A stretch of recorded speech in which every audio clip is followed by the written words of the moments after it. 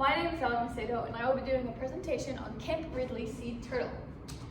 So first I'm just going to go into a basic overview of their characteristics. Their scientific name is Lepidolchius kempi. We commonly refer to this turtle as Kemp Ridley sea turtle, and this name came from the fisherman Richard M. Kemp, who was the first to submit the species for identification in 1906.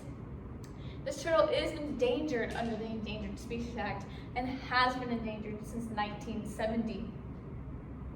The lifespan is unknown, but current research estimates it to be around 30 years old, and these turtles do reach maturity at age 13.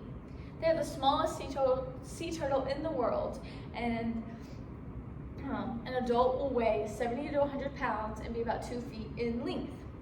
These turtles have a triangular shaped head with a slightly hooked beak. Hatchlings will be darkly colored on both sides, and adults will be a pale yellowish on the bottom and a dark green on top. You can see that in the top image on the slide. Their preferred food is crabs, but they will eat smaller shellfish like snails, clams, and shrimp, but they just love their crabs. Their main threats would be bycatch and fishing gear, climate change, habitat loss, harvesting of the eggs, and ocean pollution. It's just an overview of their characteristics, and now I'll get into their habitat and nesting habits.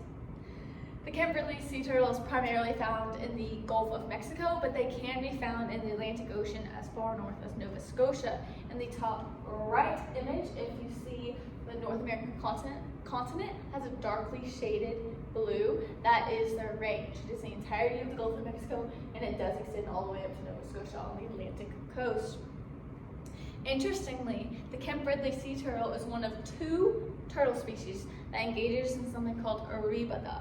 And this is when large groups of females gather offshore and then come to the beach during daylight hours and nest all at once. So it's huge amounts of female turtles that just come on shore. This is thought to be a defense mechanism because when such large amounts of females come on shore and they nest all at once, the thought is that they overwhelm the predators and more hatchlings will make it to open water. A majority of nesting occurs on the beaches of the western Gulf of Mexico, so like the Texas coast, Louisiana coast, and the Mexican coast. But nesting has been documented in North Carolina, South Carolina, Georgia, Florida, and Alabama. But it does, like this image shows where a majority of nesting does occur, but it doesn't include Mexico, which is where the arribada occurs mainly. But if you look at the squares, those are large nesting areas. And you see that 2 are in Louisiana. It's become a hot spot for these turtles. So once hatched, these turtles will go to open water, and the juveniles will spend about 1 to 2 years in Sargassum algae. And they treat it as this place of refuge, rest, and a feeding ground for smaller plants and animals. They stay there for 1 to 2 years, and then they migrate to near shore areas with the rest of the turtles. So once adults, they will occupy near shore coastal habitats in the Gulf of Mexico, and they make sure they tend to be in areas that are very muddy and sandy, the bottoms, because that is where the crabs are. A lot of crabs are in the muddy and sandy areas.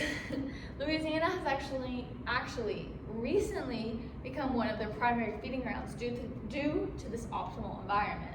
But they, of course, have a large range throughout the Gulf of Mexico. This bottom right image shows that. They are along Mexico a bit, along the Texas coast, along the Florida coast, but you see there's higher levels of activity on the Louisiana coast. So they have been congregating there a bit more. That is the end of my part of the presentation.